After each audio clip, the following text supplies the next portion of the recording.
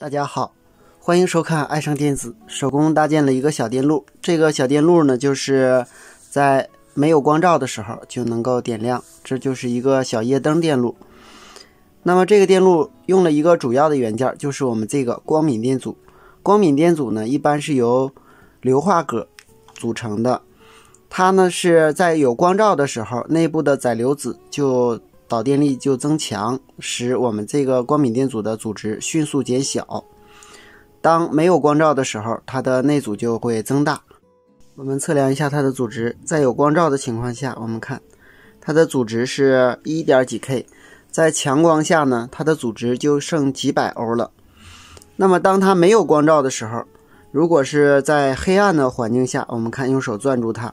那么它的阻值呢接近于无穷大。我们用兆欧档来测量，我们把它放到热缩管里，然后我们看在没有光照的情况下，我们用20兆欧档来测量它的阻值。现在20兆欧档呢，它也是无穷大。那么我们用200兆，我们测量一下它的阻值，同样是无穷大，正反向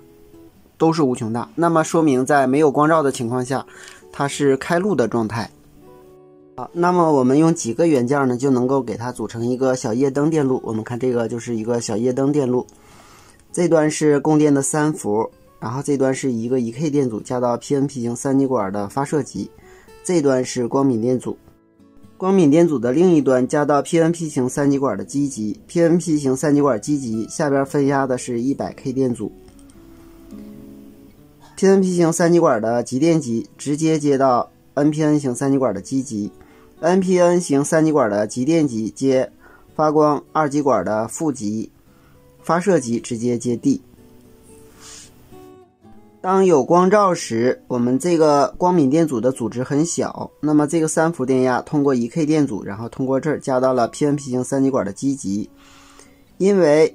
PNP 型3极管基极电压与发射极电压基本上是相等的，所以这个 PNP 型3极管发射极向基极没有电流，发射极向极电极也没有电流。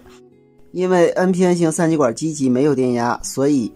基极向发射极没有电流，极电极向发射极也没有电流，我们这个发光管就不亮。当没有光照的时候，那么这个光敏电阻的阻值会增大，这时由于我们这个下分压的 100K 电阻使基极电压比发射极低，所以发射极向基极有小的电流，发射极向极电极有大的电流，使我们这个 NPN 型3极管导通，从而使我们这个发光管点亮。这个电路与这个电路是一样的，我们只不过是把这个 LED 发光管换成了继电器，供电3伏换成了12伏。那么同样的，当我们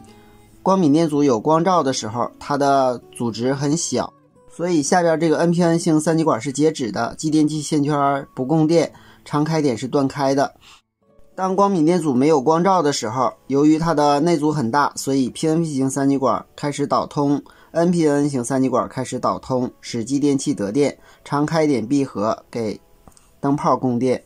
这个灯泡供的是220伏的电，我们也可以给其他的电器供电。总之用继电器转换以后，它的功率就很大。